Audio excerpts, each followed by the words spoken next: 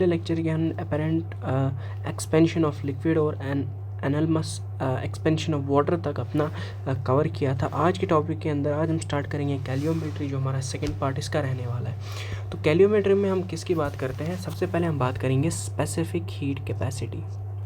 Specific heat capacity, ये जो specific heat capacity है इसको हम स्मॉल एस से नोट करते हैं। स्पेसिफिक हीट कैपेसिटी हमें बताता है कि कितना हीट चाहिए होगा ताकि टेम्परेचर रेज किया जा सकते यूनिट मास का।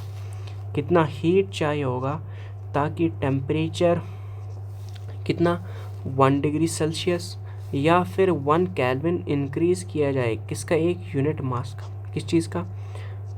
For a unit mass. एक यूनिट मास के लिए अगर इतना टेम्परेचर इंक्रीज़ करना होगा तो उसके लिए हमें बताया जा रहा है, बताओ कितना हीट रिक्वायर होगा, उसको बताते हैं स्पेसिफिक हीट कैपेसिटी। और स्पेसिफिक हीट कैपेसिटी का फॉर्मूला क्या होता है? हम बताते हैं डेल्टा थी जो चेंज इन हीट जो होता है डायरेक्टली प्रोपोर्शनल टू होगा एम डेल्टा टी के। ओके, तो डेल थीटा हमारे पास आता है M S constant delta T. ये जो एस है यही एस हमारे पास स्पेसिफिक हीट कैपेसिटी है। ठीक है, क्या है? स्पेसिफिक हीट कैपेसिटी जो हमें बताता है कितना हीट चाहिए होगा। ठीक है, तो एस को हम ऐसा भी लिख सकते हैं del theta by M delta T. Okay, क्योंकि हमारा मास पर यूनिट मास, इसलिए हम मास को लिखते हैं। बट ये हीट रिक्वायर्ड कितना चाहिए होगा? 1 डिग्री सेल्सियस को टेम्परेचर इंक्रीज करने के लिए यूनिट मास के लिए। तो ये हमारा स्पेसिफिक हीट कैपेसिटी है। यहाँ पर जो हमारा एस है ये किसके ऊपर डिपेंड करता है? ये डिपेंड करता है एक तो मटेरियल कैसा है और साथ में टेम्परेचर।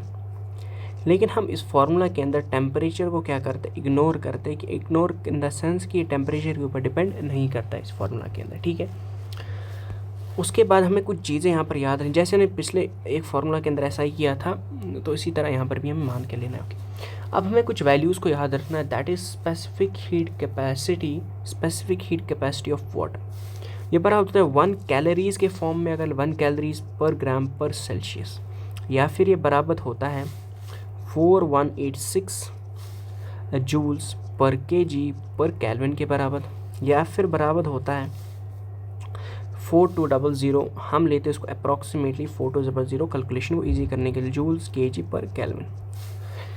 ओके, और ये भी आपको याद है ना, 1 कैलोरी जो होता है बराबर होता है 4.186 जूल्स पर केजी पर केल्विन, जिसको हम 4.2 जूल्स के बराबर भी ले सकते हैं। ठीक है, 1 कैलोरीज। ओके, ऐसा। अब मैं अगर यहाँ पर बात कर रहा हूँ कि जो हमारा आइस है, ये तो वाटर के लिए था, ये लिखेंगे फॉर, ये हमारे किस लिए था? ये था फॉर वाटर। इसको मैं लिखता हूँ फॉर वाटर। फॉर वाटर के लिए था ये स्पेसिफिक कैपेसिटी का वैल्यू। अगर मैं आइस के लिए बात करूँ, ये तो आपको याद ज़रूरी रखनी है क्योंकि इसमें से आपको बहुत सारे क्वेश्चन सॉल्व होंगे, क्योंकि वो गिवन नहीं होता, दैट्स वाई। अगर मैं आइस की बात करूँ, आइस का जो है that is equal to 0.5 calories के फॉर्म में ग्राम पर डिग्री सेल्सियस। वेयर अगर मैं लिखना चाहूँ इसको किसके फॉर्म में सर? केजी के फॉर्म में, तो 2100 जूल्स पर केजी पर केल्विन, तो ये आएगा।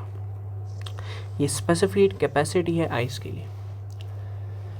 अब अगर मैं बात करूं हमारे नेक्स्ट कि दैट इज़, ये हमने देखा स्पेसिफिक कैपेसिटी। अब हम देखते हैं हीट कैपेसिटी। बस हीट कैपेसिटी एक था, पहले था स्पेसिफिक हीट कैपेसिटी, अब है हीट कैपेसिटी।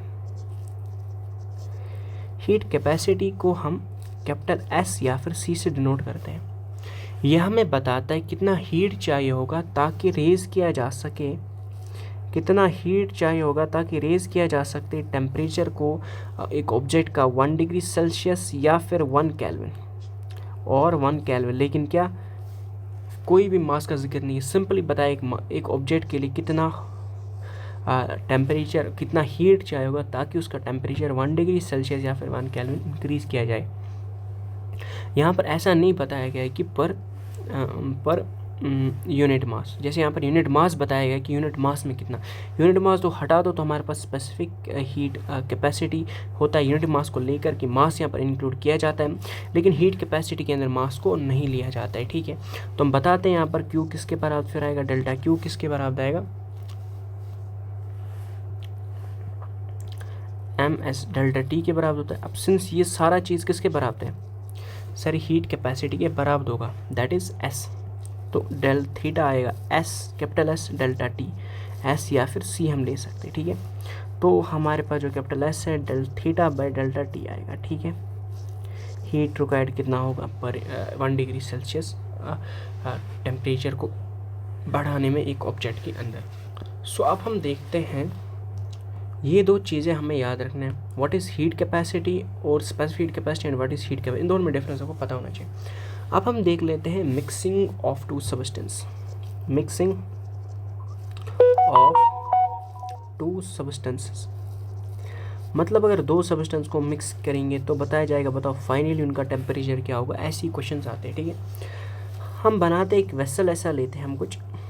अब इस वेसल में क्या करता हूँ मैं, सबसे पहले इस वेसल में प्लेस करता हूँ मैं एक थर्मोमीटर, ताकि मैं टेम्परेचर को मेजर कर पाऊँ, ठीक है। ऐसा ही है थर्मोमीटर, ये मेरे पास थर्मोमीटर है, और इसके अंदर मैं एक स्टायर रख रहा हूँ जिससे मैं मिक्स करूँगा दो सब्सटेंस को, पर्पल से बनाती। ये मेरे पास क्या है, स्टायरर है, ठीक है। और ये क्या है मेरे पास, ये है मेरे पास थर्मोमीटर। और जो मेरे पास ये वेसल है, इस वेसल को बोलता हूँ मैं, या फिर जिस ये जो कंटेनर है, इस कंटेनर को बोलूँगा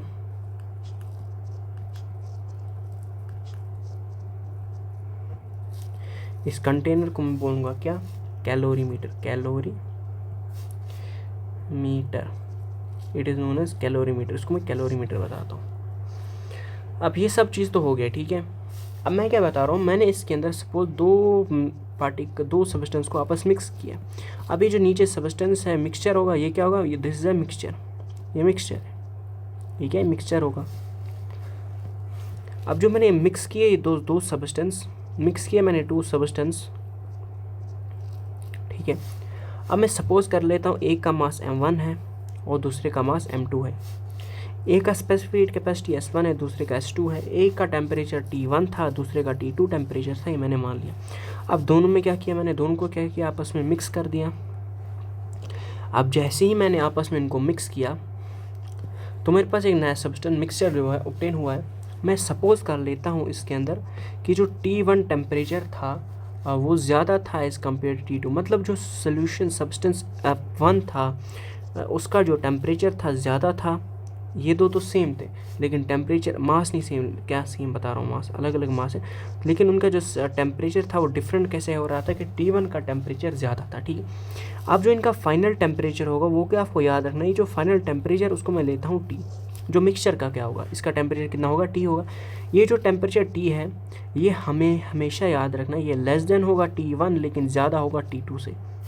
ये क्या होगा, सॉरी लेस देन होगा क्या, T1, मतलब T1 से इसका ये जो फाइनल टेम्परेचर होगा, जो हाईएस्ट टेम्परेचर होगा उससे कम होगा, लेकिन ज़्यादा भी किससे होगा, जो सबसे लोएस्ट टेम्परेचर होगा। ये आपको याद है, इससे भी आप क्वेश्चंस कर पाएंगे।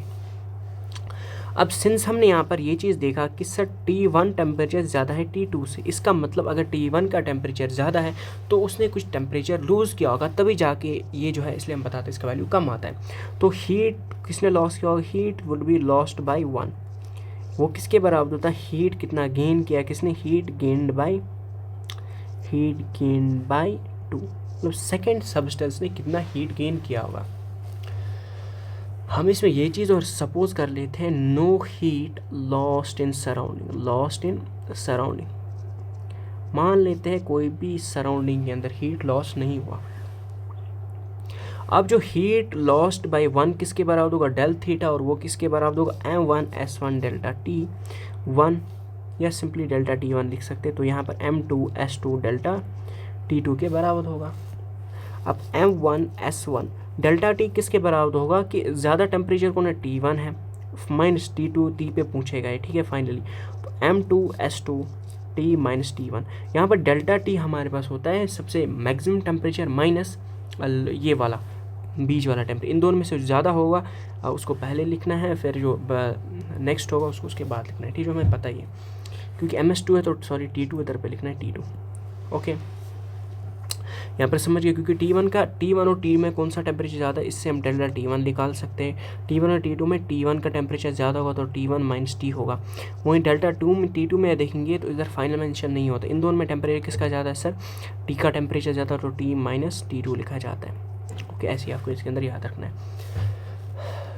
अब यहाँ से मैं क्या कर सकता हूँ, अगर मुझे टेम्परेचर ऑफ मिक्सचर निकालना होगा वो मैं ऐसे निकाल सकता हूँ M1S1T1 प्लस M2S2T2, जिसमें जब मैं इसको फर्दर सॉल्व करूँगा S2T2 divide by M1S1 plus M2S2।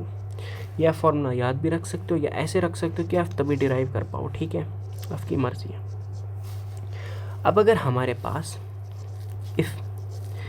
अगर मास 1 और मास दोनों का मैंने सेम मास आपस में ऐड करवाया और दोनों का स्पेसिफिक हीट कैपेसिटी क्या था सेम, लेकिन टेम्परेचर अलग अलग था, तो फाइनल टेम्परेचर हमारे पास T1 प्लस T2/2 के बराबर होगा।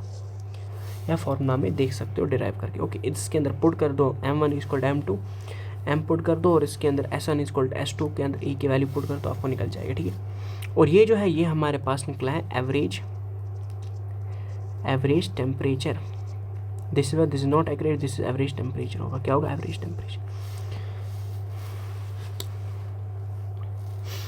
अब अगर मैंने यहाँ पर मैंने कितने सब्सटेंस मिक्स किए थे, 2 सब्सटेंस मिक्स किए थे। अगर मैंने 3 सब्सटेंस को मिक्स किया, अगर मैं मिक्स क्या कर रहा हूँ, मिक्सिंग ऑफ 3 सब्सटेंसेस,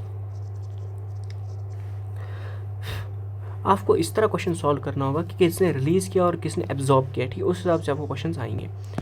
अब अगर मैंने 3 सब्सटेंस को आपस में मिक्स किया तो होगा क्या, सपोज कर लेता हूँ एक का मास M1 है, दूसरे का M2 है और दूसरे का M3 है। एक S1 S2 S3, एक का टेम्परेचर T1, इसका T2 और इसका T3। तो फाइनल जो टेम्परेचर होगा T होगा, ये किसका होगा, फॉर मिक्सचर। ये क्या होगा, मिक्सचर का टेम्परेचर होगा। अब मैं सपोज करता हूँ इन दोनों, ये इनको मैं बाहर से लाया, इन दोनों को मैंने मिक्स किया। किसके साथ मिक्स किया सर, इसके साथ मिक्सअप किया। ओके, तो इनको जब मैंने मिक्स किया, मैं सपोज कर रहा हूँ इन दोनों ने क्या किया, इन्होंने लॉस किया हीट। बेस्ड ऑन क्वेश्चन हम बता सकते हैं किसने लॉस किया होगा, किसने गेन किया होगा। मैं बता इसने लॉस किया होगा हीट, तो इन दोनों ने अगर लॉस किया हीट तो इसने क्या किया, इसने गेन किया heat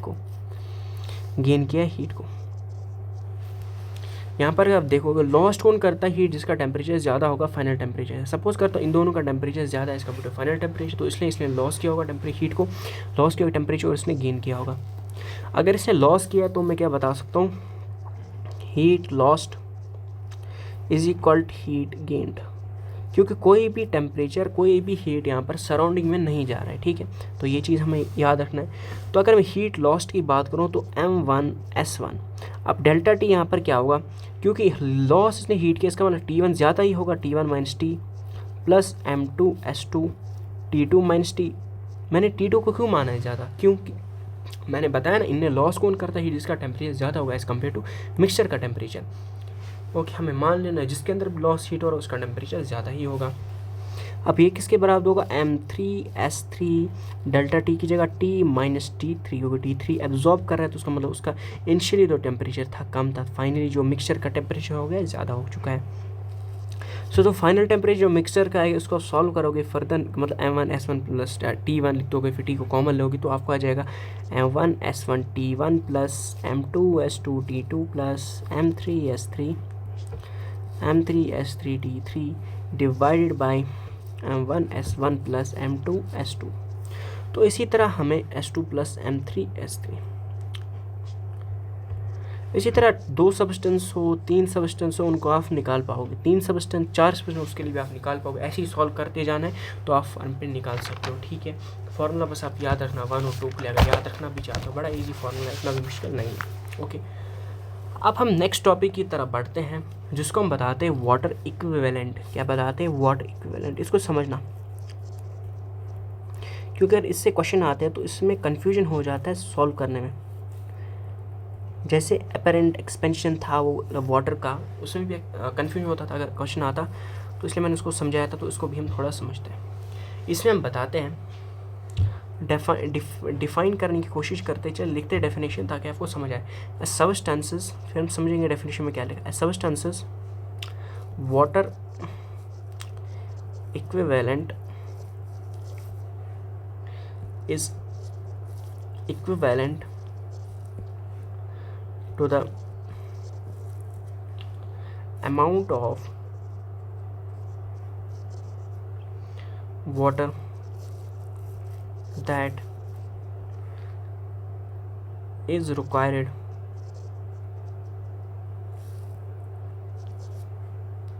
to consume the same amount of same quantity लिखते amount नहीं, same quantity of heat as substance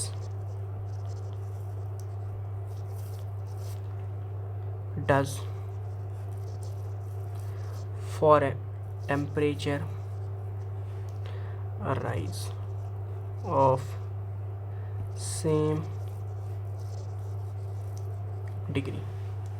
तो डिफिनेशन में क्या लिखता है इसको समझना। वाटर इक्विवेलेंट डेफिनेशन मैंने क्या बता रहा हूँ कि एक सबस्टेंस जो है water equivalent as substance water equivalent जो है इज इक्विवेलेंट टू द, जो एक सबस्टेंस का वाटर इक्विवेलेंट होता है क्या, मतलब वो क्या होता है, वो इक्विवेलेंट होता है to the amount of water, कितना amount of water is required to consume the same quantity of heat as substance does for a temperature rise of same degree. मतलब वाटर इक्विवेलेंट किसी सब्सटेंस का उतना होता है कितना अमाउंट ऑफ वाटर हमें चाहिए होगा सेम अमाउंट ऑफ हीट को एब्जॉर्ब करने में, जितना अमाउंट ऑफ हीट वो सब्सटेंस एब्जॉर्ब कर रहा है किसी भी मास में। ऐसे समझते हैं, मैं बता रहा हूँ, मेरे पास 2 बनानाज है, आप दुकान से 2 बनानाज ला रहे हो और 2 बनाना जो है उनका जो मास होगा सपोज कर रहे हैं 20 ग्राम्स और उसका प्राइस है 40 रुपीज़। क्या है 40 रुपीज़। और आप एक एप्पल ला रहे हो और इस एप्पल का मास जो है 10 ग्राम है, लेकिन उसका भी मास कितना है, उसका भी प्राइस कितना है 40 रुपीज़। तो हम यहाँ पर ये चीज़ बता सकते हैं कि इसका भी मास 40 रुपीज़, इसका भी मास 40, मतलब इसका भी सेम हीट, इसका भी सेम हीट सपोज कर रहे हैं 40 रुपीज़ एज ए हीट के साथ मेजर करिए, 40 रुपीज़, इसका भी 40 रुपीज़। क्या मैं ये बता सकता हूँ 10 ग्राम एप्पल का is equivalent to 2 bananas, 2 bananas equivalent के प्राइस के बराबर है। Yes sir. इसी तरह हम क्या बताते हैं, सपोज मेरे पास अगर कोई सब्सटेंस है, उसका change in temperature del theta होगा, change in D T del theta होगा, उसके अंदर हीट का चेंज, टेम्परेचर का चेंज, ओके। और हमारे पास यहाँ पर वाटर है और वाटर का क्या है, change in temperature D T delta T है, डेल थीटा इसका चेंज इन हीट। अगर इसका मैंने मास 4 ग्राम्स ले रहा हूँ और स्पेसिफिक कैपेसिटी क्या है, सपोज इसका 0.3 है, क्या है 0.3 है, तो मुझे बताओ मास ऑफ वाटर कितना रिक्वायर होगा मुझे। मतलब अगर ये 4 ग्राम है और कुछ amount of heat, same amount of heat को क्या कर रहा है, सेम अमाउंट ऑफ हीट क्या कर रहा है, हम बता सकते कंज्यूम कर रहा है, सेम अमाउंट हीट को क्या कंज्यूम कर, क्योंकि दोनों का हीट चेंज इन हीट क्या सेम है, चेंज इन टेम्परेचर भी क्या सेम। अब बताओ इसका मास कितना लगेगा सेम हीट को कंज्यूम करने में। अगर वो निकालने की कोशिश करें, कैसे निकालेंगे, del theta is equal delta theta इसका भी होगा, तो m1 s1 delta t is equal to m2 s2 delta t, delta T same है, तो m1 कितना होगा, मास कितना है इसका 4 ग्राम्स, इनटू इसका स्पेसिफिक 0.3, तो मास ऑफ वाटर नहीं पता है लेकिन स्पेसिफिक 1 होता है, तो मास ऑफ वाटर हमारे पास निकलेगा 1.2 ग्राम। मतलब अगर मैं वाटर का 1.2 ग्राम ही लूँगा ना, वो सेम हीट एब्जॉर्ब करेगा जितना मेरे पास ये सब्सटेंस जिसका है 4 ग्राम मास है, तो इसी को बोलते हैं इसका इक्विवेलेंट। क्या बताते, इसी को बोलते हैं इसका इक्विवेलेंट। देयरफॉर ऐसा भी हम लिख सकते हैं water equivalent of copper is equal 2 ग्राम। मतलब कॉपर का अगर मैं वाटर का 2 ग्राम लूँगा ना, वो उतना ही हीट एब्जॉर्ब करेगा जितना कॉपर का कुछ मास एब्जॉर्ब कर रहा होगा, ठीक है। यही मतलब है इसका, इसी को बोलते हैं वाटर इक्विवेलेंट। मतलब कितना वाटर का मास मुझे चाहिए होगा जो same amount of heat absorb करे जो दूसरा सब्सटेंस किसी अपने मास में एब्जॉर्ब कर रहा होगा, ठीक है। इसी को बोलते हैं वाटर इक्विवेलेंट, ओके। देखिए अब इसके अंदर थोड़े ये है, क्या इसको बताते हैं, इसके अंदर ग्राफ्स होते हैं, वो बड़े आसान है, वो आप खुद भी कर सकते हो। स्टिल मैं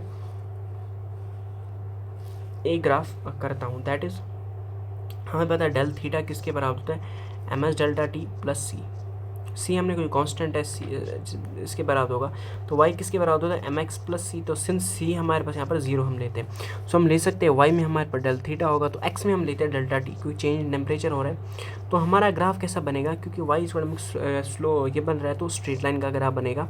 और यहाँ पर एम एस हमारा क्या होगा, एम एस यहाँ पर हमारा एम एस हमारा स्लोप होगा, जो कैपिटल सी या एस के बराबर होगा, तो हमारा ये क्या होगा, ये हमारे पास स्लोप के बराबर होगा। वहीं अगर मैंने किसके रेस्पेक्ट में ग्राफ बनाया, del theta by del theta नीचे रखा, यहाँ पर ये रखा, तो हमारे पास कैसा बनेगा, M S is equal del theta. तो हम लिख सकते हैं Y is equal M X plus C. तो वाई हमने डेल थीटा रखा, चेंज इन टेम्परेचर, तो 1/ms, तो हमारा कुछ ग्राफ भी स्ट्रेट लाइन ही बनेगा ना। तो यहाँ पर स्लोप जो होगा वो बराबर होगा 1/ms, जो होगा 1/c के बराबर। तो ऐसे हम लिख सकते हैं। ओके जी सर। अब हम नेक्स्ट बढ़ते हैं topic, that is change of state. Change of state, अगर स्टेट के अंदर चेंज आ रहा है, मतलब चेंज ऑफ स्टेट का मतलब क्या है सर। ओके समझते हैं। सपोज मेरे पास कोई सॉलिड है, अब सॉलिड क्या हो सकता है, लिक्विड के अंदर कन्वर्ट हो सकता है, लिक्विड वापस जो है सॉलिड के अंदर भी कन्वर्ट हो सकता है। दोनों के केस में हम बताते हैं मेल्टिंग।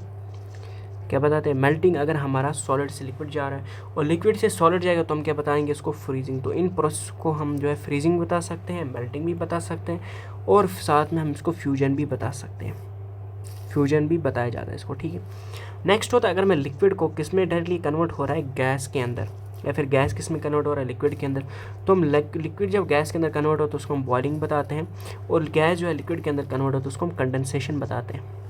वहीं अगर मेरे पास सॉलिड है और डायरेक्टली कन्वर्ट हो रहा है गैस के अंदर, या फिर मेरा गैस जो है डायरेक्टली कन्वर्ट हो रहा है सॉलिड के अंदर, तो गैस जब सॉलिड जो है गैस के अंदर कन्वर्ट हो तो उसको सब्लिमेशन बताते हैं। क्या बताते हैं, सब्लिमेशन। और जब हमारा गैस वापस सॉलिड के अंदर कन्वर्ट हो तो उसको हम डी सब्लिमेशन बताते हैं। क्या, डी सब्लिमेशन बताते हैं, या डी सब्लिमेशन के बाद हम बताया, या फिर बताया डिपोजिशन। क्या बताया जाता है इसको, डिपोजिशन। डिपोजिशन क्यों, क्योंकि वहाँ पर डिपॉजिट हो रहा है, गैस से वापस सॉलिड बन रहा है। ओके, तो यहाँ पर एक पॉइंट आपको नोट करके रखना है, क्योंकि ये आपको क्वेश्चंस में बहुत ज़्यादा इंपॉर्टेंट होगा कि स्टेट चेंज के दौरान जब सॉलिड से लिक्विड, लिक्विड से सॉलिड, लिक्विड से गैस, या गैस से लिक्विड, या सॉलिड से लिक्विड, सॉलिड से गैस, गैस से सॉलिड, इस दौरान स्टेट चेंज के दौरान जब स्टेट चेंज ओकर होता है, डेल्टा टी किसके बराबर होता है, ज़ीरो। मतलब चेंज इन टेम्परेचर नहीं रहता है, टेम्परेचर क्या रहता है हमारा, कांस्टेंट। टेम्परेचर कांस्टेंट रहा, मतलब अगर मेरा सॉलिड 0 डिग्री सेल्सियस पे होगा, सपोज मैं कर रहा हूँ, ठीक है, तो अगर ये लिक्विड में कन्वर्ट होगा तब ये 0 डिग्री सेल्सियस पे ही होगा। चेंज हुआ स्टेट बस। अगर मेरा सॉलिड 100 डिग्री सेल्सियस पे हुआ, जब ये अपना सॉलिड से लिक्विड चला जाएगा तब ये लिक्विड का भी तब स्टेट क्या होगा, 100 डिग्री सेल्सियस पे होगा, क्योंकि स्टेट चेंज हुआ। तो यहाँ पर टेम्परेचर का कोई भी चेंज नहीं होगा, ठीक है। ओके, तो उस वक्त हम कैसे निकाल सकते हैं कि हीट का ट्रांसफ़र, एक्सचेंज का, रिलीज, एब्जॉर्ब, उस वक्त कैसे, वो कैसे निकालेंगे फिर, मतलब सर समझ नहीं, देखिए हमें पता है चेंज इन हीट होता है एम एस डेल्टा टी। तो अगर डेल्टा टी यहाँ पर जीरो है, चेंज इन टेम्परेचर नहीं हो रहा है, तो हम हीट एक्सचेंज, तो इसका मतलब सर जीरो होगा, नहीं सर, हीट तो कुछ रिलीज हुआ होगा, या फिर हीट एब्जॉर्ब हुआ होगा उस बॉन्ड को तोड़ने या फॉर्म करने में। सो हम डेल थीटा को कैसे निकाल सकते हैं, तो हम बताते हैं डेल थीटा क्या होगा, यहाँ पर डेल थीटा क्या होगा, डायरेक्टली प्रोपोर्शनल होगा मास के। अगर डायरेक्टली प्रोपोर्शनल टू मास क्या होगा, तो हम बताते हैं डेल थीटा यहाँ पर होता है एक नई कॉन्स्टेंट को लाते हैं, उसको बताते हैं एल, एल को लाते हैं कांस्टेंट, और यहाँ पर एल क्या होता है, इसको बताते हैं लेटेंट हीट। और लेटेंट हीट कब लगता है, जब ये कन्वर्ट करता है, डायरेक्टली स्टेट का चेंज होता है तब लगता है। जैसे हम बताते हैं latent heat of fusion. Fusion क्या होता है यहाँ पर समझ सकते हैं, जब हमारा सॉलिड किस में कन्वर्ट हो रहा है, लिक्विड के अंदर, या फिर जब हमारा आइस किस में कन्वर्ट हो रहा है, वाटर के अंदर, या फिर जब हम बता सकते हैं जब वाटर हमारा आइस के अंदर, तब भी लेटेंट हीट फ्यूजन का वैल्यू सेम ही रहेगा ना, क्योंकि इक्विलिब्रियम है। तो किसके बराबर है, 80 कैलोरीज पर ग्राम। वहीं लेटेंट हीट ऑफ वेपराइजेशन हम लिख सकते हैं 540 कैलोरीज पर ग्राम। ये किसके लगेगा, जब हमारा वाटर किस में कन्वर्ट हो रहा है, वाटर जब हमारा स्टीम के अंदर कन्वर्ट हो रहा है, गैस के अंदर कन्वर्ट हो रहा है, ठीक है, या फिर स्टीम जो है वापस वाटर के अंदर कन्वर्ट हो रहा है। अब हम देखते हैं किसको, एक ग्राफ हम देखेंगे जिसको हम बोलते हैं हीटिंग कर्व। क्या बोलते हैं, हीटिंग कर्व। एक्चुअली होता क्या था, इसके बाद हम बहुत सारे क्वेश्चंस करते थे जिससे हमारे ज़्यादा कॉन्सेप्ट क्लियर हो रहे हैं, लेकिन हम क्या कर रहे हैं, शॉर्ट सी लगा रहे हैं। कोई भी क्वेश्चन हमारा जो भी होगा नेक्स्ट और एक लेक्चर देंगे, उसके अंदर सारे के सारे क्वेश्चन हम करेंगे जितने भी हमारे होंगे, ठीक है, मतलब जो ज़रूरत होंगे हमारे। तो क्या हीट कर्व के अंदर हम बनाएंगे टेम्परेचर वर्सेस हीट का ग्राफ।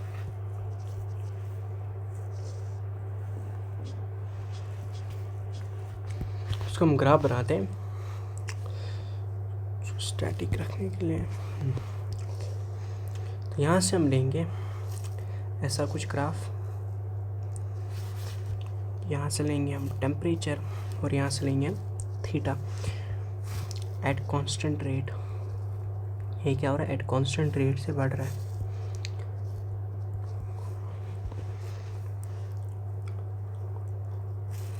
यहाँ पर होगा 0 डिग्री सेल्सियस और यहाँ पर कुछ टेम्परेचर सपोज करते हैं, ठीक है। अब होगा क्या समझना,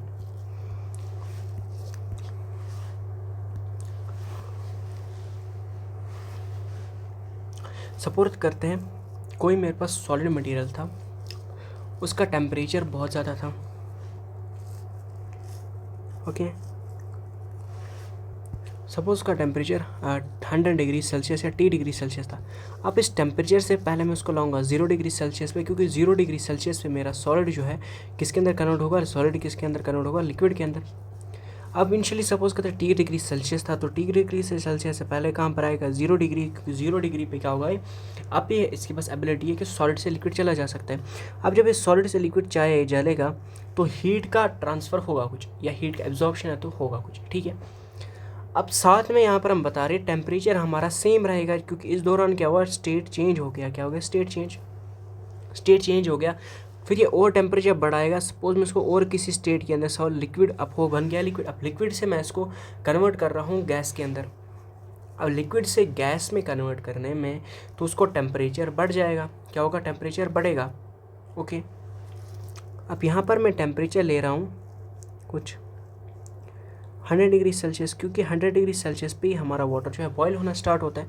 तो इस पर क्या हो रहा है, बॉयल होना स्टार्ट हो गया। फिर ये टेम्परेचर इसका कांस्टेंट रहेगा। क्यों रहेगा कांस्टेंट, क्योंकि इस दौरान स्टेट चेंज करेगा। ये 100 डिग्री सेल्सियस वाटर से कन्वर्ट होकर 100 डिग्री सेल्सियस गैस के अंदर कन्वर्ट होगा, ओके। तो इसी तरह हमारा कर्व जो है फर्दर चलेगा। जी सर, यस।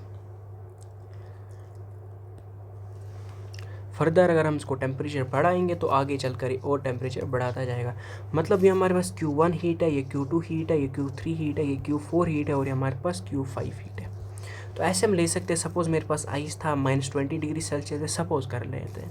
तो आइस पहले मैंने ले लिया 0 डिग्री सेल्सियस पहुँचा दिया, तो इस वक्त हीट लगा θ1। अब फिर 0 डिग्री आइस से मैंने इसको वाटर में कन्वर्ट किया, जो जिसका टेम्परेचर था 0 डिग्री सेल्सियस ही रहेगा। स्टेट चेंज हुआ तो θ2। अब ये वाटर से चला, किसी वाटर में मैंने इसको पूछा है किस टेम्परेचर 100 डिग्री ताकि ये बॉयल हो सके, तो 100 डिग्री सेल्सियस में Q3 हीट लगा। अब वाटर से कन्वर्ट हो रहा है हमारे पास स्टीम के अंदर। अब स्टीम में जब ये कन्वर्ट हो रहा है तब भी 100 डिग्री सेल्सियस में ही रहेगा। स्टेट चेंज हो रहा है तो Q4 होगा। Q4 क्यों है, क्योंकि स्टेट चेंज हो रहा है। अब स्टीम से चला जा रहा है किसके अंदर, और मैंने टेम्परेचर बढ़ाया तो स्टीम 120 डिग्री तक ये पहुंचाना था मुझे, वहाँ पर पहुंचा तो Q5 हीट तक पहुंचा। तो इसी तरह यहाँ पर देख सकते हैं हमारा ये ग्राफ इसके लिए भी वैलिड है, ठीक है। ऐसे ही है, क्योंकि T डिग्री को मैंने लिया है -20, तो इसी तरह 0 डिग्री, फिर 0 से यहाँ चला Q2 Q3 Q4 Q5 और हीट बढ़ाऊँगा तो फर्दर और चढ़ेगा, ठीक है। ये था हमारे पास हीटिंग कर्व जो हमें इंपॉर्टेंट रहता है, ठीक है। अब हम देखते हैं नेक्स्ट टॉपिक जिसका नाम है आइस वाटर मिक्सिंग। क्या नाम है, ice water mixing. Ice water mixing. अब आइस वाटर मिक्सिंग में हम क्या बताते हैं समझना। यहाँ से थोड़ा ऐसा टॉपिक है, थोड़ा हेक्टिक आपके लिए बन सकता है, तो उसको अच्छे से समझना इन टॉपिक्स को। आइस वाटर मिक्सिंग में हम लेते हैं, सपोज एक कंटेनर है और इस कंटेनर में मैंने एक आइस का क्यूब रखा। ये क्या है, मेरे पास आइस का एक क्यूब है। अब इस आइस का जो मास है m1 है और इसका टेम्परेचर मैं बता रहा हूँ, अभी छोटे इतना ही लेंगे, मास इसका m1 है, ठीक है, इतना मैंने बताया। और इसके अंदर मैंने क्या किया, वाटर को ऐड किया है। ये मैंने इसके अंदर ऊपर वाटर ऐड करवाया। क्या किया है, मैंने इसके अंदर ऊपर वाटर ऐड करवाया। सो ऊपर मैंने इसको क्या किया, ऐड वाटर एडेड। ये क्या है, वाटर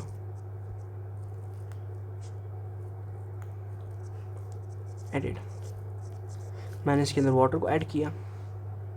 उसका मास जो मैंने वाटर का ऐड किया, suppose m2 mass of water जो है मैंने इसके अंदर ऐड किया। अब इनिशियली जो आइस का जो टेम्परेचर था 0 डिग्री सेल्सियस था, वहीं जो वाटर का इनिशियल टेम्परेचर था मैंने बता रहा हूँ T डिग्री सेल्सियस था। अब जैसे ही मैंने आइस को इसके अंदर रखा तो मैं देख रहा हूँ पानी को आइस के अंदर रखा तो पानी भी फर्दर ही हीट अपना रिलीज़ करेगा ताकि आइस एब्जॉर्ब करे उस हीट को और उसको अपने अंदर जो स्टेट को चेंज करे। अब जब वो स्टेट चेंज करेगा तो इसका टेम्परेचर भी 0 डिग्री सेल्सियस ही पहुंच जाएगा, किसी हमारा वाटर का, क्योंकि आइस अब लिक्विड के अंदर कन्वर्ट होगा तो फाइनली जो सारा का सारा लिक्विड होगा वो क्या बनेगा, 0 डिग्री सेल्सियस बनेगा।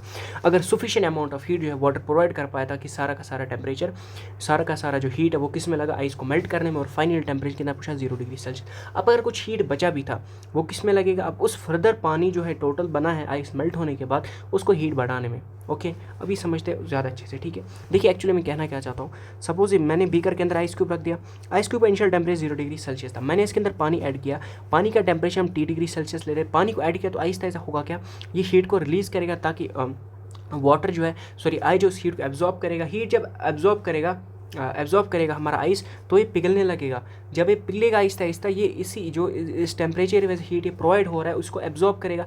अब सपोज हम करते उसने वो सारा हीट एब्जॉर्ब किया और खुद में इतना उसको हीट वो मिला था, वो सारा हीट उसने कंज्यूम किया, वो इतना हीट उसको मिला कि अब इसने सारा का सारा आइस को क्या कर दिया, मेल्ट कर दिया। अब जो बचा था हीट वो था 0, मतलब बाद में कुछ हीट नहीं बचा, तो इसकी वजह से ही इसका जो फाइनल टेम्परेचर कितना रहा, 0 डिग्री सेल्सियस ही रहा, क्योंकि चेंज हुआ स्टेट के अंदर। स्टेट चेंज के दौरान हमारा टेम्परेचर क्या रहता है, सेम रहता है, इसका आइस का टेम्परेचर भी 0 डिग्री सेल्सियस था, स्टेट चेंज होगा तो फिर भी 0 डिग्री सेल्सियस ही रहेगा वाटर। क्यों रहेगा वाटर 0 डिग्री सेल्सियस ही, क्योंकि हमें और हीट नहीं मिला इसके टेम्परेचर को बढ़ाने के लिए। अगर और हीट बचा होता, मिसाल हमारे पास 30 डिग्री सेल्सियस ज़्यादा होता, बहुत बहुत बहुत बहुत बहुत ज़्यादा होता, जितना हीट उसको चाहिए था इसमें कन्वर्जन करने में, तो ये फर्दर हीट और लगता है, फिर 0 degree Celsius support 10 degree Celsius थे और ये टेम्परेचर को पहुंचाता है टोटल वाटर के अंदर, ओके, मिक्सचर के अंदर। मैं लेता हूँ इसने जो हीट सप्लाई किया Q2, क्या किया Q2, ये क्या है, हीट गिवन बाय वाटर, कि वाटर ने कितना हीट दिया, तो इसका मतलब Q2 में निकाल सकता हूँ, हाँ जी, Q2 होगा M2S2 डेल्टा T, तो Q2 होगा M2S2 तो 1 ही है, डेल्टा टी क्या होगा, टी हमारे पास टेम्परेचर ज़्यादा था, पूछा 0 डिग्री सेल्सियस में, तो Q2 हीट जो उसने सप्लाई किया M2T के बराबर होगा, कि इसका इनिशियल टेम्परेचर कितना था लिक्विड का, वाटर का, और इसका मास कितना था, उससे मुझे निकल जाएगा कि इसने कितना हीट सप्लाई किया होगा, ठीक है जी सर। अब हम कुछ केसेस देखते हैं जो मैंने अभी बता रहा था, ठीक है। पहला केस होगा हमारे पास, अगर θ1 इज इक्वल θ2, मतलब जितना हीट Q1 को चाहिए था स्टेट को चेंज करने में उतना हीट Q2 ने प्रोवाइड किया, तो उसकी वजह से होगा कि सारा का सारा आइस जो है मेल्ट हो जाएगा, सारा का सारा आइस जो है मेल्ट हो गया, तो देयरफॉर फाइनल टेम्परेचर हमारा 0 डिग्री सेल्सियस ही रहेगा, ठीक है। सेकेंड केस हम क्या बता रहे हैं समझना, अगर मेरा Q1 हीट ज़्यादा चाहिए था एज़ कम्पेयर टू Q2, मतलब जो हीट मुझे वाटर ने प्रोवाइड किया वो सफिशिएंट नहीं था, मुझे हीट आइस सारे के सारे आइस को मेल्ट करने के लिए ज़्यादा चाहिए था, लेकिन मुझे हीट कम मिल रहा है, तो उसकी वजह से क्या होगा, therefore ice does not melt all, सारा का सारा आइस जो है यहाँ पर मेल्ट नहीं होता है, ठीक है, कुछ ही आइस मेल्ट होगा। और यहाँ पर फाइनल टेम्परेचर में क्या होगा, समझे, फाइनल टेम्परेचर भी 0 डिग्री सेल्सियस ही रहेगा इसके अंदर, क्योंकि as whole ice is not melt, I does not melt all, क्योंकि सारा का सारा आइस जो है मेल्ट नहीं हुआ है। जब सारा का सारा आइस मेल्ट नहीं हुआ तो ये चाहेगा सबसे लोएस्ट टेम्परेचर में पूछना, और इसका वो लोएस्ट टेम्परेचर कितना हो सकता है, 0 डिग्री सेल्सियस हो सकता है, ठीक है, क्योंकि उसी के अंदर स्टेट चेंज हो रहा था, लेकिन अब फर्दर स्टेट चेंज इसलिए नहीं हो रहा है क्योंकि वो टेम्परेचर मिल ही नहीं रहा है। अब मैं थर्ड केस ले रहा हूँ, अगर Q1 कम होगा एज़ कम्पेयर टू Q2, मतलब जो हीट इसने प्रोवाइड किया वो बहुत ज़्यादा है, जितना चाहिए था उससे सफिशेंट है, उससे ज़्यादा ही है, तो उस केस में क्या होगा, आइस तो होल मेल्ट होगा और हमारा फाइनल टेम्परेचर भी 0 के बराबर नहीं होगा, फाइनल टेम्परेचर ज़्यादा होगा, 0 के बराबर नहीं होगा, ठीक है, ये चीज़ हमें याद रखना है, ओके। अब मैं क्या बताना चाहता हूँ, ये चीज़ हमने समझ गया, यस। अब जो इस केस में हमने देखा फाइनल टेम्परेचर 0 डिग्री सेल्सियस है, अब यहाँ पर कुछ आइस जो है मेल्ट हुई, आइस जो मेल्ट हुई होगी, मैं सपोज करता हूँ आइस मेल्टेड, जितनी आइस मेल्ट हुई है उसका मास m' है, अगर उसका मास m' है, जितनी हीट सप्लाई हुई वो Q2 होगा, तो मास m' मेल्ट हुआ, L क्या होगा, लेटेंट हीट, क्योंकि स्टेट चेंज हो रहा है, तो देयरफॉर जितना हीट उसको पता होगा हमने कितना हीट सप्लाई किया है, हीट सप्लाई कितना किया, लेटेंट हीट ऑफ वेपराइजेशन पता है, सॉरी लेटेंट हीट ऑफ अब फ्यूजन हमें पता है सॉलिड को किस में कन्वर्ट करने में, लिक्विड में, वो हमें पता होता है, तो उससे में निकल जाएगा m डैश जी सर, तो m डैश आ जाएगा Q2/L। Q2/L हमारे पास क्या, लेटेंट हीट ऑफ Q2/L हमारे पास सॉलिड से लिक्विड में जब कन्वर्ट किया जाता है उसका वैल्यू हमें पता है 80 के बराबर होता है। Q2 हमें पता होगा हमने कितना हीट सप्लाई किया, कि हम निकाल सकते हैं कितना वाटर का मास है, मोटर का कितना मास है और टेम्परेचर कितना इनिशियल उसका, तो निकल जाएगा Q2। हम देखेंगे कितना हीट सप्लाई हुआ, तो उस हीट से कितना सप्लाई हुआ उससे पता चल जाएगा कितना मास जो है एक्चुअली मेल्ट हुआ है उस आइस का, तो वो भी हम निकाल सकते हैं। अब इस केस में थर्ड केस में बात ये मुझे भूल गया था बोलना, तो मैंने बता दिया।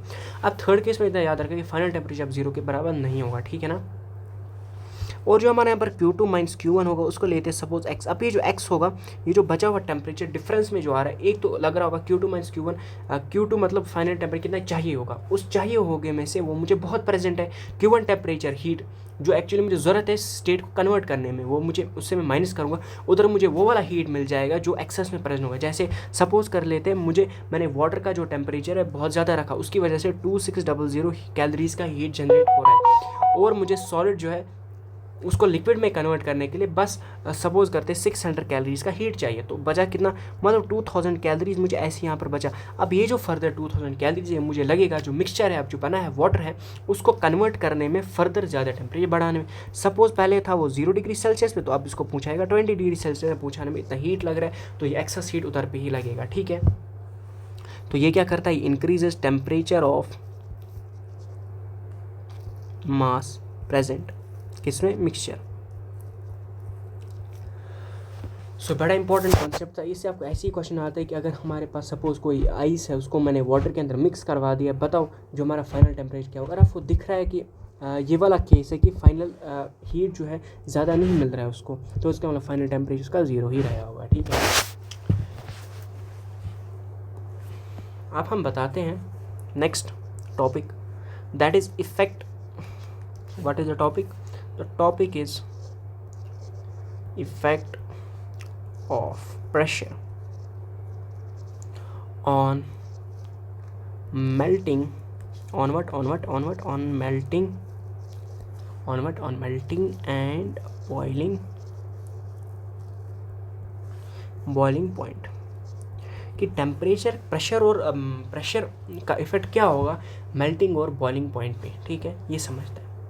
अगर हम देखेंगे मेल्टिंग पॉइंट ऑफ आइस क्या है, 0 डिग्री सेल्सियस ही हमें पता है, किसके बराबर है 0 डिग्री सेल्सियस, इसलिए वो टेम्परेचर स्टेट के दौरान सेम रहता है। और बॉइलिंग पॉइंट ऑफ आइस कितना है 100 डिग्री सेल्सियस, ठीक है, ये भी आपको पता है। अब ये दोनों चीज़ किस पे होता है, याद कीजिए स्टार्टिंग में जब मैंने लेक्चर में आपको बताया था तब मैंने वहाँ पर मेंशन किया था 1 atm। तो ये सारे चीज़ पे किस पे हो रहा है, 1 एटमॉस्फेरिक प्रेशर के ऊपर ये सारा चीज़ हो रहा है कि 0 डिग्री सेल्सियस और बॉइलिंग पॉइंट 100 डिग्री सेल्सियस किस पे रह रहा है, 1 atm प्रेशर के ऊपर। जनरली हमें पता है अगर हम प्रेशर का वैल्यू बढ़ाएंगे तो ज़्यादा मेल्टिंग पॉइंट बढ़ेगा, तो जिसकी वजह से हम बता सकते हैं बॉइलिंग पॉइंट भी बढ़ता है। मेल्टिंग और बॉइलिंग पॉइंट जो है दोनों प्रेशर बढ़ाने से बढ़ते हैं, ओके, ये हमें पता है। लेकिन अगर मैं आइस वाटर स्टीम की बात करूं,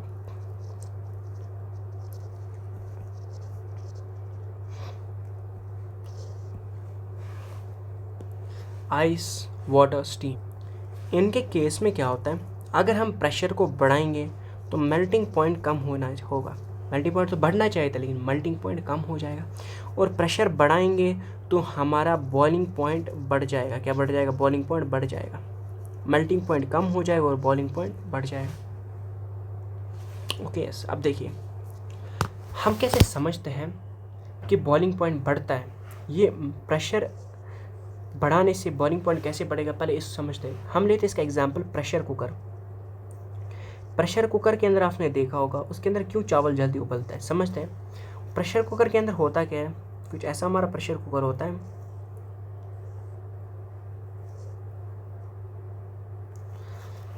अब जैसे इसके अंदर हमने चावल रखा, अंदर जो है पानी वेपराइज होने लगेगा तो उसका प्रेशर अंदर बढ़ने लगेगा। प्रेशर बढ़ेगा, नॉर्मली जो था 100 डिग्री सेल्सियस से बॉयल हो रहा था, लेकिन प्रेशर बढ़ने की वजह से अब ये किस पे बॉयल होगा, 120 डिग्री सेल्सियस पे। तो इधर पे जो हमारा खाना है जल्दी से पकने लगेगा कि उसको ज़्यादा टेम्परेचर मिल रहा है, ठीक है। तो इसलिए कुकर के अंदर जल्दी ये होता है, पक जाता है। तो प्रेशर बढ़ाने से इसका क्या हुआ, बॉइलिंग पॉइंट यहाँ पर बढ़ गया। तो यही बताना चाहते हैं, बॉइलिंग पॉइंट घटना चाहिए था लेकिन हुआ कि यहाँ पर बॉइलिंग पॉइंट बढ़ गया। ये हमारे पास एक एग्जाम्पल है। बॉइलिंग पॉइंट बढ़ाने से मेल्टिंग पॉइंट घटता है। इसका एग्जांपल कैसे हम देंगे, सपोज ये बर्फ़ है यहाँ पर और बर्फ़ के ऊपर आप चल रहे हो, बाहर से -10 डिग्री सेल्सियस आप चल रहे हो, आप देखना होगा जब भी आप बर्फ़ के ऊपर चल रहे हो, जहाँ पर आपका पैर थोड़ी देर तक रहेगा वहाँ पर जो है हमारा स्नो जो है या फिर जो भी हमारा आइस होगा वहाँ पर, वो क्या होने लगता है, वो थोड़ा मेल्ट होने लगता है, ठीक है ना। अब ऐसा क्यों होता है, वहाँ पर मेल्ट क्यों होने लगता है आइस, क्यों होता है मेल्ट, क्योंकि प्रेशर बढ़ाने से उसका मेल्टिंग पॉइंट घट जाता है। मेल्टिंग पॉइंट जब घटेगा तो जल्दी से जल्दी होने की, आइस जो है मेल्ट होने की कोशिश करेगा, तो उसका प्रेशर की वजह से वहाँ मेल्टिंग पॉइंट घट जाता है, ठीक है। क्योंकि वहाँ पर जो फाइनली जो वहाँ पर प्रेशर लग रहा होगा वो किसके बराबर होगा, P0 P0 प्लस और क्या होगा, और लग रहा होगा mg/a। ओके, मतलब ये और mg/a कैसे ऐड हो गया, क्योंकि इसके फुट का जहाँ पर से पैर का वहाँ पर एरिया उसका a हुआ, तो पर यूनिट एरिया इतना लग रहा होगा, और further force per unit area कितना लग रहा, ऐड हुआ कुछ पहले इनिशियली P0 और ऐड क्या हुआ mg/a। P0 के हमारा एटमॉस्फेरिक प्रेशर है, एटमॉस्फेरिक प्रेशर के साथ और mg/a मतलब फोर्स पर यूनिट एरिया ज़्यादा लगा और ऐड हुआ, तो उसकी वजह से होगा कि उधर प्रेशर ज़्यादा लगने लगा, तो हम बता सकते हैं वहाँ पर प्रेशर ज़्यादा, वहाँ पर आइस जो है मेल्ट होने लगती है। इसी से आप क्या कर पाते हो, स्केटिंग भी इसी से होता है। जब आप स्केटिंग करने जाते हो, आइस स्केटिंग करते हो, वहाँ पर भी जहाँ पर आपका पैर होता है वहाँ प्रेशर बढ़ जाता है, तो वहाँ पर थोड़ा पिघलने लगता है, तो इसकी वजह से आप थोड़ा स्लिपरी सरफेस बनता है और आप ऐसे स्लिप कर पाते हो, ठीक है। ओके, तो इजी कॉन्सेप्ट था, ज़्यादा कुछ मुश्किल नहीं था। अब हम बात करते हैं triple point. What is this triple point?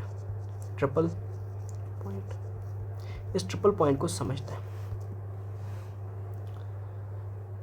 जिस स्टेट पे, जिस जगह पे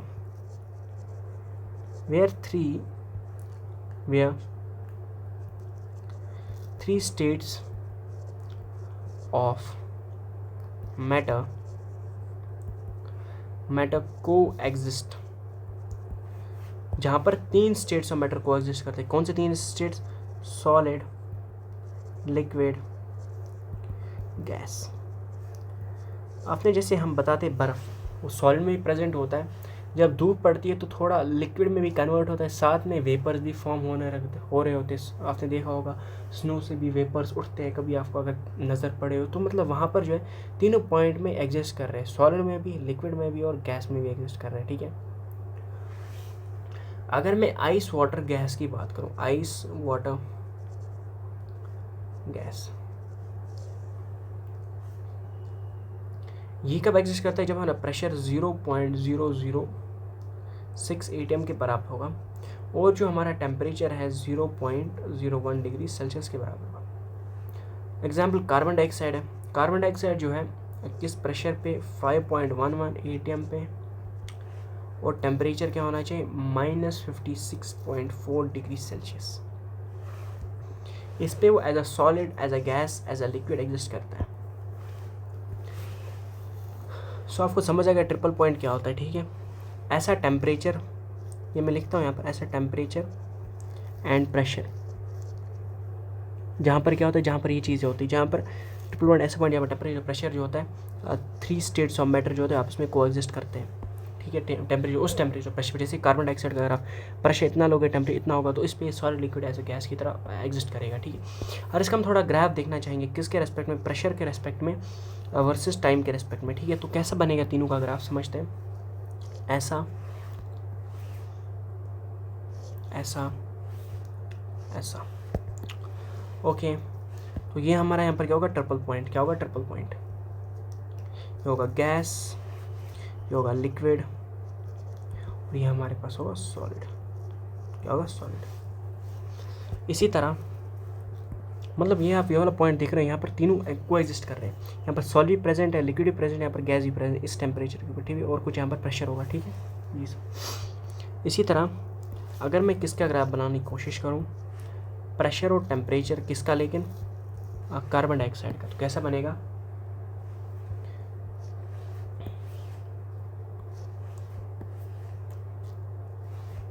ग्रीन से नहीं, वाइट।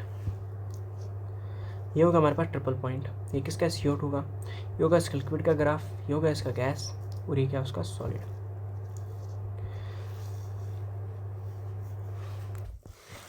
सो अब हम बढ़ते हैं नेक्स्ट टॉपिक के अंदर। ये वाला ग्राफ शायद आपको थोड़ा ज़्यादा समझ नहीं आएगा। एक्चुअली हो क्या रहा है, हमने अलग अलग कंडीशंस लिए, बहुत सारे कंडीशन, फिर हमने देखा एक ऐसा टेम्परेचर प्रेशर जिस पे जो हमारा ये वाला सॉलिड वाला पार्ट है, यहाँ पर सॉलिड होता है, और इधर पे हमारा जो गैस वाला पार्ट इधर पे गैसेस में दिखता है, और जो हमारा लिक्विड वाला गैस में दिखता है, और जो लिक्विड वाला हमारा पार्ट इधर पे क्या दिखता है, लिक्विड दिखता है, यही हमारा, ठीक है। इस टेम्परेचर प्रेशर दोनों जो है यहाँ पर ये रहते हैं। कार्बन डाइऑक्साइड केस में यहाँ पर प्रेशर और टेम्परेचर ये होता है, और उसी टाइम पर सॉलिड लिक्विड गैस एग्जिस्ट करता है, ठीक है। अब हम नेक्स्ट टॉपिक की तरफ बढ़ते हैं, जो ईजी अब टॉपिक स्टार्ट हुआ, दैट इज़ कंडक्शन। कौन सा? कंडक्शन का टॉपिक स्टार्ट हुआ। मैं सोच रहा हूँ उसको नेक्स्ट लेक्चर के अंदर ही कवर करते हैं। चलिए करते हैं, ये देखते हैं कितना टाइम होता है। सपोज़ हमारे पास एक रॉड है। अब इस रॉड को क्या कर रहा हूँ मैं, पहले इसका हम एरिया बता रहा हूँ। चलिए इसका एरिया लेते हैं ए। ओके, एरिया ए है, यहाँ पर इसका सपोज करते हैं 100 डिग्री सेल्सियस है इधर पे, तो हीट का फ्लो होगा 100 डिग्री सेल्सियस से 0 डिग्री सेल्सियस तक क्या होगा, हीट का यहाँ पर क्या होगा, फ्लो होगा। क्या होगा? हीट का फ्लो होगा, क्योंकि मैंने इसको यहाँ पर हीट अप्लाई किया यहाँ से, ठीक है।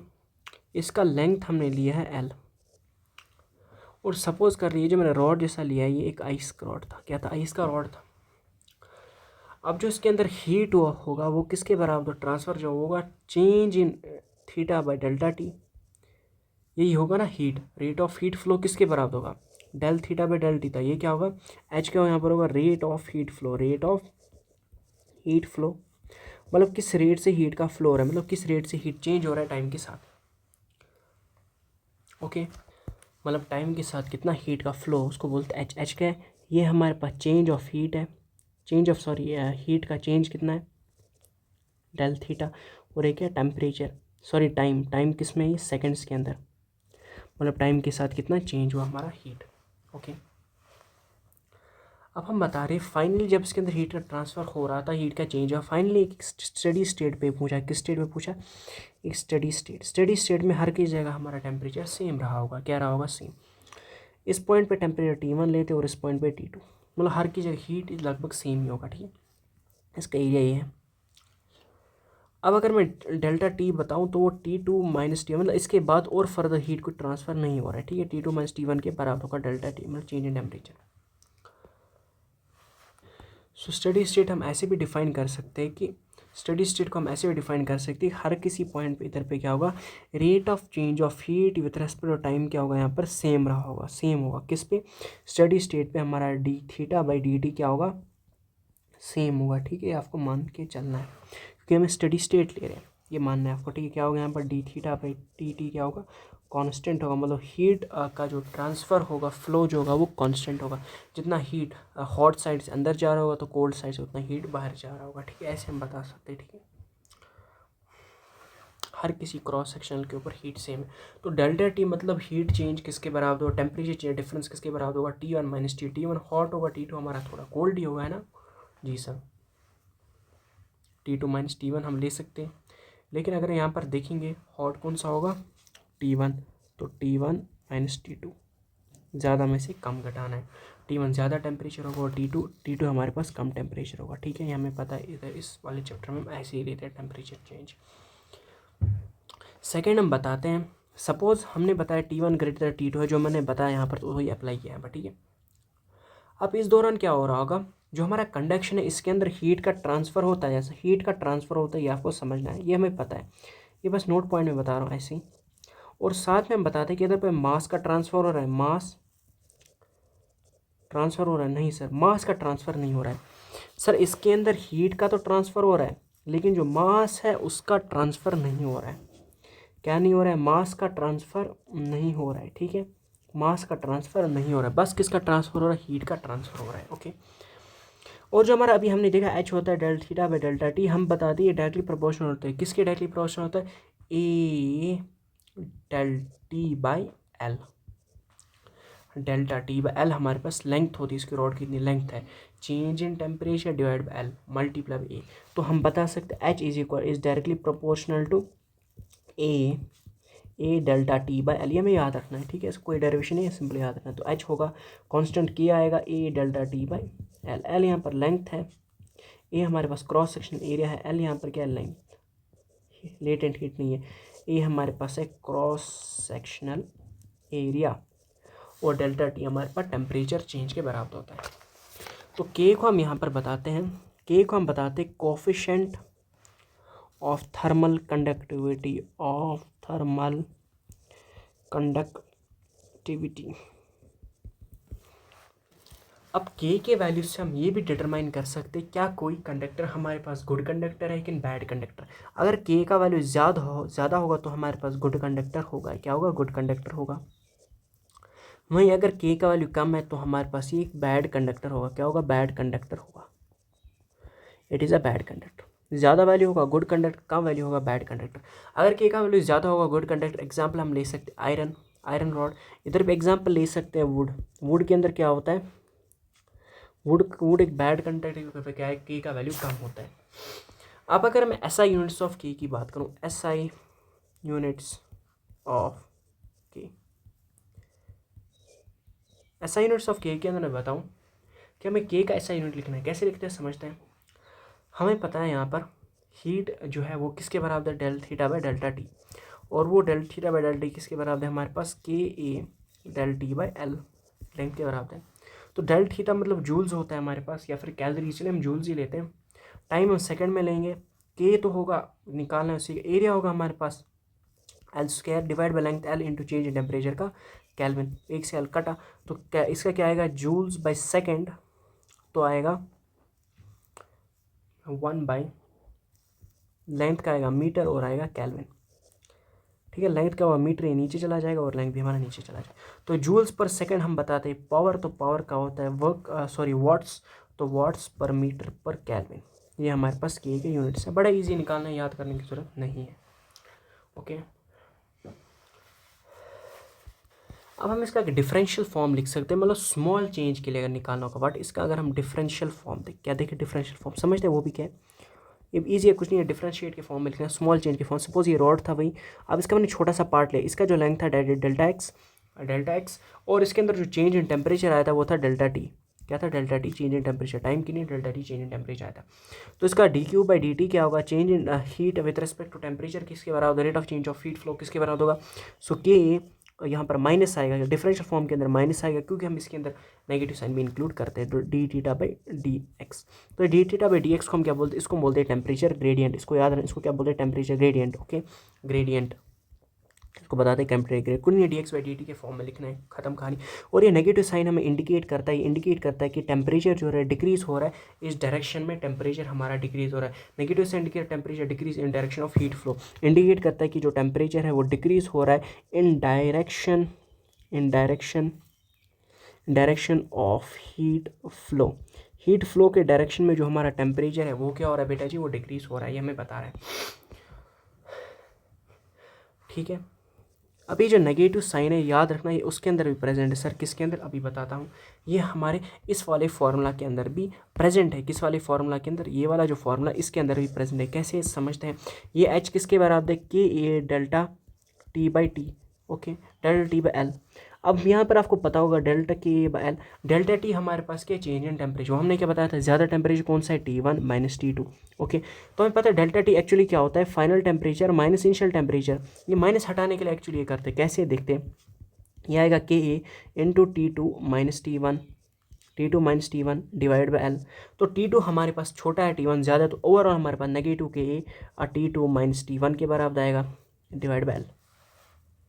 सॉरी, ऐसे आता है, तो उसको मैं अगर चेंज करूँ तो T1 माइनस T2 आएगा, तो यहाँ पर नेगेटिव आएगा। तो H का वैल्यू हमारे पास यहाँ पर भी क्या होता है? ऑलरेडी यहाँ पर भी क्या होता है? नेगेटिव होता है। क्या होता है? नेगेटिव होता है। कुछ नहीं हमने किया, एक्चुअली मैं बताना चाहता हूँ कि यहाँ पर भी नेगेटिव होता है, इसलिए मैंने यहाँ पर आपको बोला। आप ये याद रखो, जब आपको थर्मल का कोई भी क्वेश्चन आएगा तो उसमें हम ये रखना है, अगर कोई भी टेम्परेचर होगा वो लेना है, कोई भी पॉजिटिव के अंदर ही लेना है, तो उसको याद रखना, सब बड़े वाले में से छोटा आपको घटाना है। तो इसमें भी टेम्परेचर का नेगेटिव साइन प्रेजेंट है।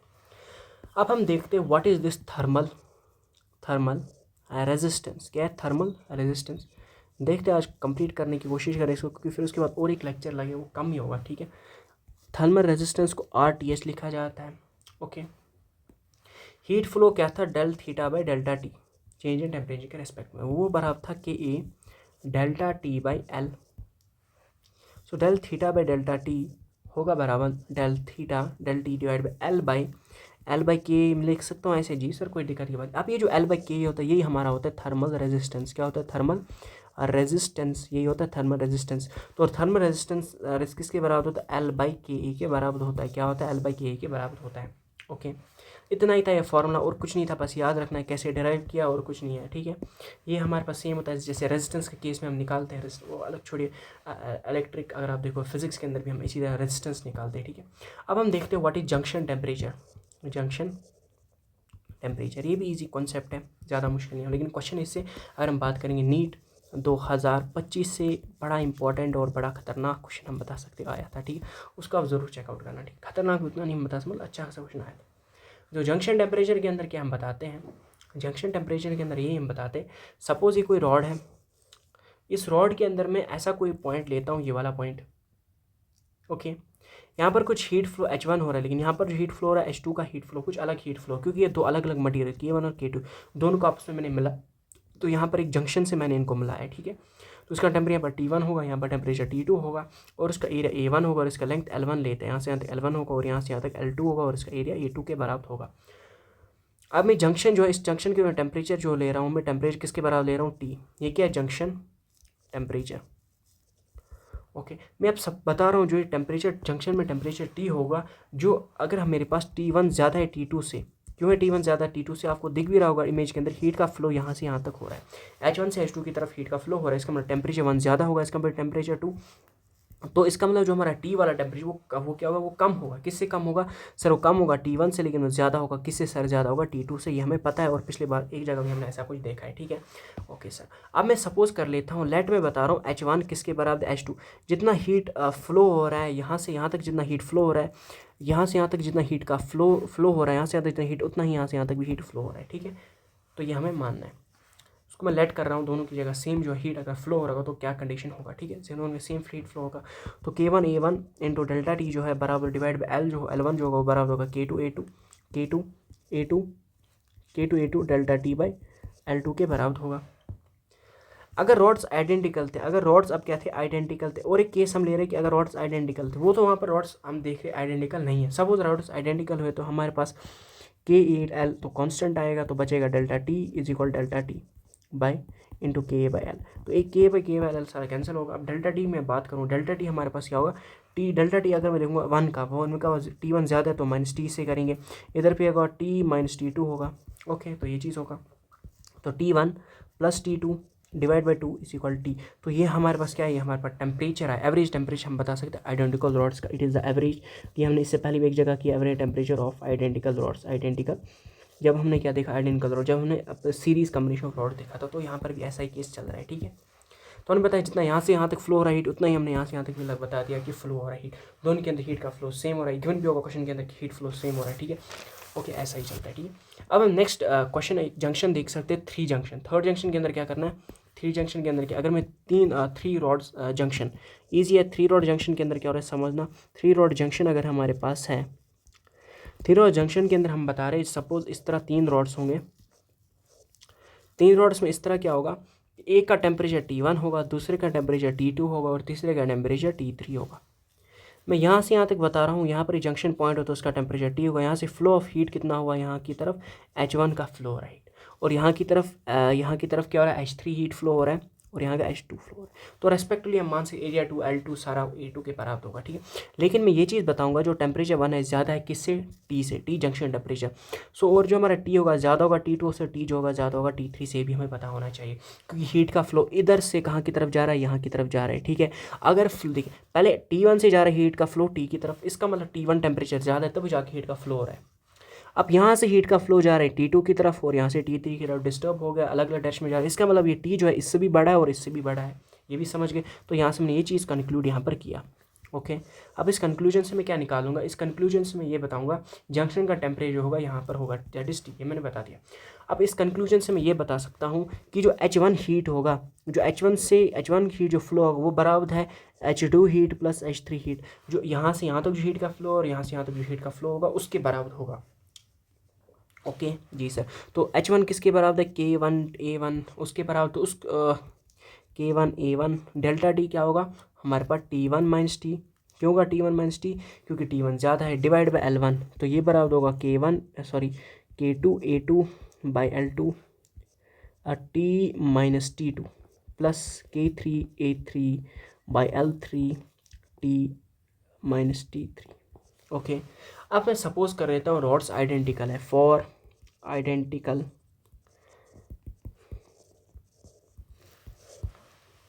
देखिए मैंने बताया एक्चुअली यहाँ से आता जितना फ्लो रहा हीट वो बराबर होगा इन दोनों के फ्लो हीट के प्लस के, ठीक है। ये हम एक्सपेरिमेंट भी निकलता है और ऐसे समझना भी आपको क्यों है, ठीक है, क्योंकि इनके इसका T1 सबसे ज़्यादा टेम्परेचर होगा और ये दोनों टेम्परेचर इससे कम है, मतलब दोनों डिस्ट्रीब्यूट हुए होंगे, ठीक है। आइडेंटिकल रॉड्स के लिए हमें पता है सर ये भी कटा, ये भी कटा, ये भी कटा, ये भी कटा, और जो हमारा T1 माइनस टी है वो किसके बराबर आएगा, T minus T2 plus T minus T3 के बराबर आएगा। तो यहाँ पर T1 plus T2 plus T3 is equal 3T। तो T1 plus T2 plus T3 divide by 3 is equal T।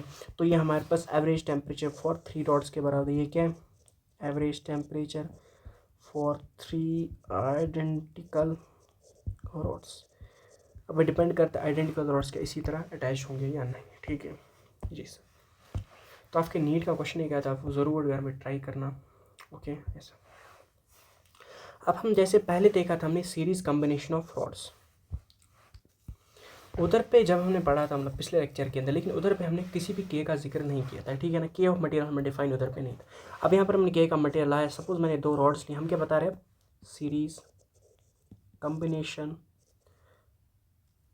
Of rods. पहले सीरीज कॉम्बिनेशन रॉड देखते फिर हम देंगे पैरेलल कॉम्बिनेशन। एक्चुअली हम रेजिस्टेंस के साथ अब डील करेंगे। एक रॉड सपोज K1 था, दूसरा रॉड K2 है, क्योंकि सीरीज कॉम्बिनेशन एक का एरिया 1 है, दूसरा क्रॉस सेक्शन एरिया 2 है। इधर से इधर का लेंथ जो है L1 है, इधर से इधर का लेंथ जो है L2 का लेंथ प्रेजेंट है। अब ये दोनों मिलकर एक नया सा रॉड बना रहे हैं जिसका K होगा और उसका लेंथ L होगा और ये लेंथ होगा L1 प्लस L2 के बराबर, और इसका क्रॉस सेक्शन एरिया कुछ A होगा, क्या होगा, A के बराबर होगा। अब जो रेजिस्टेंस R होगा, ये रेजिस्टेंस जो R होगा ये हम बताते हैं सीरीज कॉम्बिनेशन के अंदर R1 प्लस R2 के बराबर हो, जैसा हमें रेजिस्टेंस देखने को मिलता है सर्किट के अंदर। तो इसको देखते हुए मुझे पता है R किसके बराबर है, L बाई K के बराबर है। तो इस R को मैं लिख सकता हूँ L1 K1 L1 divide by K1 A1 plus L2 divide by K2 A2। अभी देखा ना R का फॉर्मूला यहाँ पर कहाँ गया, ये थर्मल रेजिस्टेंस ये है ना, इसी को एक्चुअली हमें डिराइव करना है यहाँ पर थर्मल रेजिस्टेंस को। तो ये हमारे पास यहाँ पर डिराइव होगा फॉर्मूला, सिंपली प्लस करना है दोनों के थर्मल रेजिस्टेंस को निकाल के, ठीक है। अब अगर आइडेंटिकल रॉड्स थे, identical rods in the sense क्या, मतलब लेंथ इनका क्या था, L2 जो था L के बराबर था, मतलब दोनों का लेंथ सेम आया। तो लेंथ जो है फाइनली जो लेंथ था किसके बराबर, L, इसको मैं L डैश अब नाम देता हूँ क्योंकि ये टोटल लेंथ है, इसको मैं L डैश नाम देता हूँ। तो L के बराबर है सपोज, मतलब दोनों का लेंथ सेम है और उसका A1 जो है इज इक्वल A2 में सपोज किसी एरिया A के बराबर, दोनों का लेंथ आइडेंटिकल है, ठीक है। तो उस केस में होगा क्या, तो R आएगा हमारे पास R1 प्लस R2। तो R हमारे पास आएगा क्या, ये क्या L बाई के प्लस L बाई के K1 K2, मटेरियल थोड़ा अलग अलग है तो K डिपेंड करेगा इस पर। तो R का वैल्यू क्या होगा, L बाई के मैं मान रहा हूँ मटेरियल जो बना है नया मटेरियल उसका, प्लस L बाई K2। तो L के नहीं ए कटा, तो यहाँ पर हमारा क्या निकलेगा सर, यहाँ पर फर्दर हम इसको सॉल्व करें तो K आएगा हमारे पास twice K1 K2 divide by K1 plus K2। तो शायद आपको दिख रहा होगा ये हमारे पास लेकिन क्या सीरीज़ कॉम्बिनेशन है K का, और पैरेलल कॉम्बिनेशन हम देखते थे रेजिस्टेंस का, मैं बता रहा हूँ सर्किट के अंदर, तो ऐसा ही हमें कुछ देखने को मिलता था शायद, ठीक है। तो सीरीज कॉम्बिनेशन ऑफ रॉड्स के अंदर हमें याद रखना है, अगर रेजिस्टेंस निकालना तो इसके बराबर होगा, अगर आइडेंटिकल होंगे तो इसके बराबर होगा, कुछ हमने देख लिया। और यहाँ से हम के का वैल्यू ऐसे अगर के निकालना हो तो सीरीज कॉम्बिनेशन तो इसके बराबर आएगा। अब अगर हम देखेंगे पैरेलल कॉम्बिनेशन, क्या पैरेलल का मतलब है सपोज 2 रॉड से, एक ये रॉड है और दूसरी ये वाली रॉड है। अब जब मिलाएंगे भी तब भी इनका लेंथ जो है सेम रहता है, तो उसको एल ही मान लेता हूँ। एक का K1 है और इसका K2 है, इसका क्रॉस सेक्शन एरिया 1, इसका क्रॉस सेक्शन एरिया 2, ओके। अब जब हम दोनों को मैंने मिलाया तो कुछ ऐसा बना, इसका K मान लेते हो तो लेंथ तो सेम ही रहेगा, तो एरिया मैंने कुछ A डैश मान लेता हूँ। सो इसका यहाँ पर 1/R बराबर होगा 1/R1 प्लस 1/R2 के बराबर होगा, ठीक है। हमने डिराइव किया है, आपको नहीं देखना किस तरह डिराइव है, बस याद रखना। सो 1/R किसके बराबर होगा, 1/R, R1 किसके बराबर होता है सर, R1 होता है L1 बाई K1 A1, तो K1 A1 बाई L1 ऐसे आएगा, plus K2 L2 by L2 by K2 A2 by L, इस तरह कुछ आएगा। मतलब मैंने सही लिखा कि गलत लिखा, सही लिखा ना जी सर। अब मैं यहाँ पर क्या बताता हूँ, तो इस तरह मुझे रेजिस्टेंस निकलेगा, आर निकलेगा। ठीक, अब मैं बात कर रहा हूँ आइडेंटिकल रॉड्स का केस। आइडेंटिकल रॉड्स का मतलब सर इसका भी एरिया ए था, इसका भी एरिया, सपोज आइडेंटिकल थे। आइडेंटिकल का मतलब दोनों का एरिया A1 में मान लेता हूँ A2, और A2 किसके बराबर, A के बराबर है। अब जब मैंने दोनों को मिलाया, K बना, लेंथ तो सेम रहेगा, तो इनका एरिया क्या आएगा सर, 2A के बराबर आएगा। तो उस केस में हमारा ये जो 1/r है ये बराबर देगा K 1 इंटू एरिया की जगह A/L plus K2 into A/L। ये आपको पता होना चाहिए, L हमारा सेम लाएगा। ठीक है, तो 1/r इधर पे क्या आएगा, K A/L, लेकिन ये 2i से आएगा K1 A/L plus K2 into A divide by A/L। ए से A कटा तो यहाँ पर बनेगा K2, L से L कटा, सॉरी जो हमारा K होगा वो बनेगा ट्वाइस K होगा, ट्वाइस है K1 प्लस K2। सो K हमारे पास आएगा K1 प्लस K2/2। तो ये K का वैल्यू आएगा, ये कब आएगा सर ये तब आएगा, ये हमें याद नहीं रखना है, बस हमें ये वाला फॉर्मूला याद रखना ताकि इसी से हमें ये चीज़ डिराइव करना है। ये कब आ रहा है, जब हमारे पास आइडेंटिकल होंगे। आइडेंटिकल मतलब एरिया दोनों का यहाँ पर सेम होगा, और पैरेलल के अंदर ऐसा 1/r1 प्लस 1/r2 के बराबर होता है, इक्विवेलेंट रेजिस्टेंस 1/r, और इनके अंदर जो इक्विवेलेंट रेजिस्टेंस होता है सीरीज़ के अंदर 1/r equal R1 plus R2। तो आइडेंटिकल के अंदर K का वैल्यू ये निकला, और इसके अंदर इसके बराबर निकला। तो मुझे हमारा अगर बात करूँ मैं, तो हमारा 90% चैप्टर जो है यहाँ पर, 90% हमारा जो एक चैप्टर है इट इज़ ओवर। अब बचा है बस एक लेक्चर, उसके अंदर स्मॉल सा कॉन्सेप्ट है, छोटा सा कॉन्सेप्ट है, और हमारा चैप्टर ख़त्म हो जाएगा। तो हम मिलते हैं अब नेक्स्ट लेक्चर, वीडियो ज़्यादा ही बड़ा हो जाएगा फिर। ठीक है, अब मिलते हैं नेक्स्ट लेक्चर के अंदर। पिछला लेक्चर आप ज़रूर देखना। Thanks for watching, bye. उसके अंदर हम और एक लेक्चर भी एंड पे करेंगे, जिसके अंदर हम सिर्फ क्वेश्चंस करेंगे। क्या करेंगे, क्वेश्चंस करेंगे, लगभग 50 से 60 क्वेश्चंस हम कोशिश करेंगे करने की, और वो अच्छे क्वेश्चन हो जिससे आप हर कोई कॉन्सेप्ट फॉर्मूला बताए वो क्लियर होगा। ठीक है, थैंक्स फॉर वॉचिंग।